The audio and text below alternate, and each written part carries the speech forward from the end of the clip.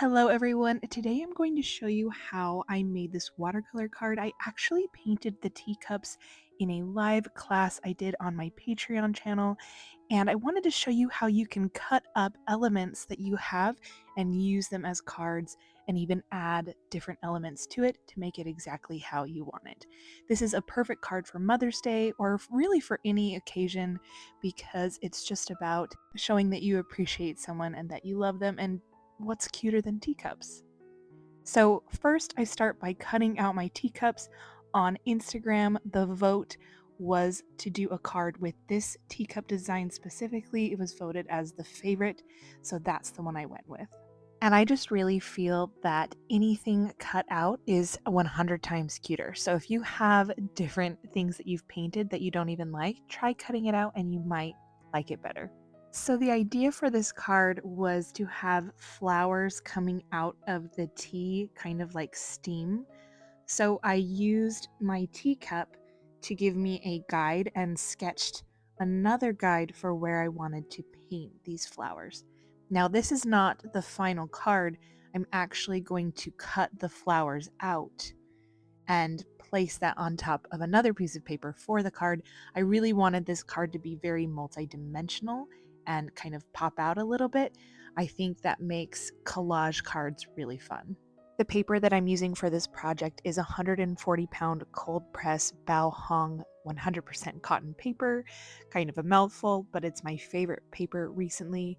I'm also using my Daler Rowny 48 pan watercolor set, which I love the colors. And then the paintbrush that I'm using is a tiny paintbrush. It is a size 2 Princeton round paintbrush. And I loved using this tiny paintbrush because I was able to get these tiny little flowers very detailed, which was my goal. I wanted it to feel like these flowers were actually in the shape of steam, so I'm starting really small down towards the teacup, and I get a little bit bigger and thicker, and I'm trying to move and curve and follow those pencil guidelines that I had created earlier just to get that flowing look of the tea. And I tried to have 3 different kind of pathways for the flowers to go. I also tried to switch up the greenery and the different types of flowers that I painted, and also the colors, matching them together, but I wanted to use the whole rainbow. Kind of the idea behind this is I wanted to give my mom for Mother's Day an herbal tea set, and a teapot. She doesn't have one. And so I just thought of all the goodness that is in herbal tea just kind of flowing out of this teacup, and it kind of fit the vintage teacup vibe. So yeah, I really enjoyed using my tiny paintbrush. You can see I'm doing tiny tulips. I have some tiny forget-me-nots, and then some random flowers that are not really anything. They're just blobs, but if you do tiny little details on the blobs, they look like really cute flowers. So the trick with painting tiny flowers is to not use too much water. You need to use enough water that it's not totally opaque. Tap your brush on your paper towel often to release some of the water, but if it's too watery, you'll end up with a large bead of water that you're trying to make into a tiny detailed flower, and it will just be really frustrating. So use your paper towel to tap off any excess water and paint, and then just make really tiny strokes that'll help you out. My first idea was to paint a bunch of tiny little flowers and then cut them all out, but I really wanted it to look like there were a lot of flowers coming out, and I wasn't going to cut out these tiny little flowers individually, so I thought, let's put them together in a steam stream and cut them out together, and it will look good if we cut out the edges really nicely.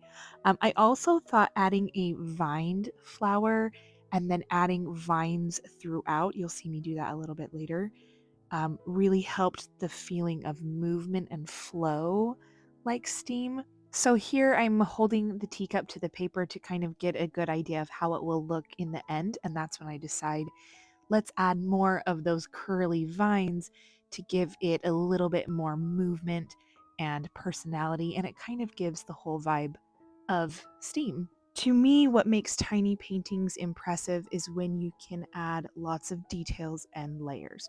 So if you're starting with your lightest value of color, adding more water, less pigment, and waiting for that to dry, and then adding your medium and darker values of color as everything is drying, it will look really impressive because you can see the layers in the tiny flowers, and it's just like, wow, how did you do that? Well, it's because of our tiny paintbrush and our water control. So now that I like where the flowers are, I'm going to remove my paper from the block and cut out my flower steam. One of my favorite parts of cutting things out is getting it really close to the edge so that you can get a feeling of the entire piece that's cut out without having to cut the whole thing out. Like, we're not cutting out all of those flowers.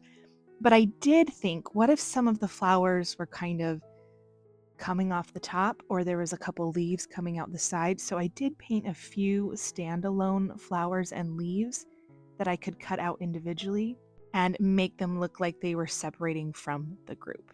So I painted those. I'm going to let them dry and I'll cut them out later, but I first want to start working on the background of this piece because I'm not just going to let it be a white piece of paper. So I've got this other piece of paper. It is another watercolor piece of paper. It's just a little bit bigger, and we are going to paint the background. So on the bottom, I wrote, "You're my cup of tea." There are lots of tea puns out there. That is just one that fits perfectly for almost any occasion, and it works for my mom. So I wrote that, and then I wanted to do some kind of border. My flat brush really came in handy for this border. It kind of looked like ribbon. I was really digging it, and then I thought, what can I add? Because I'm trying to not make it over the top because the flowers are already over the top. But I thought if I added a darker pigment of pink on the right side of each of these shapes, it gives you the impression that there is still more shadow going on, and I followed the shadow that we had created in the teacup. And then I wanted some fun detail, so I added leaves to each of these pink rectangle sections, but I didn't want it to be too busy because I do want the focus to be on the teacup. So I tried to keep this border very minimal. And then when I put the teacup onto the paper, it still felt like it was missing something, but I didn't want to add too much busyness. So I settled on this really nice kind of peachy pink background, and I felt like that was the perfect touch. I tried to add a couple of areas of darker pigment for shadow, and then they kind of ended up getting covered up, but we'll fix that in a second. So at this point, everything's ready to assemble. I'm just fiddling around to see where I want the placement of everything to be, but I found these foam 3D squares that you use for scrapbooking. So you place them onto your collage piece. In this case, this is our teacup. You remove the backing, and then the entire thing sticks right to your paper, doesn't come off, and it's popped out. It's perfectly 3D. So I did that for the teacup. I also did that for this giant flower bunch, and I lined it up so it looked like it was coming directly out of the tea while not covering up our teacup. And then all of these little elements that I cut out, I did have to cut down some of the 3D squares to size to fit underneath them. But I love the way it looked to have some of the flowers and leaves kind of coming out from the group. It made the entire thing feel more fluid and not just a stagnant group of flowers. And it just made it feel alive and that it was actually maybe steaming. I don't know. I loved that addition. I stuck with the color palette and used a pinky purple color for the lettering, and then I did a more peachy pink color for the shadow. And it was really easy. I was able to kind of slide my brush right underneath the pop out, but I thought the addition of the shadow onto the paper really helped everything flow together because there's already such a strong shadow on the teacup. And I also did a little bit of that color around the flower steam. Now I'm just trimming the glue off the edges, but our card is done. It is perfectly popped out in 3D. I am so in love with how this turned out. Now, the fun thing about doing it on a watercolor piece of paper like this is you could cut out any design, you could frame it, and then you just flip it over and write your letter to your loved one right on the back. I hope you really enjoyed this one. I loved showing you the process for it. And I hope that you can take some of the techniques and use them in your own card making for Mother's Day. I'll see you all next time. Bye.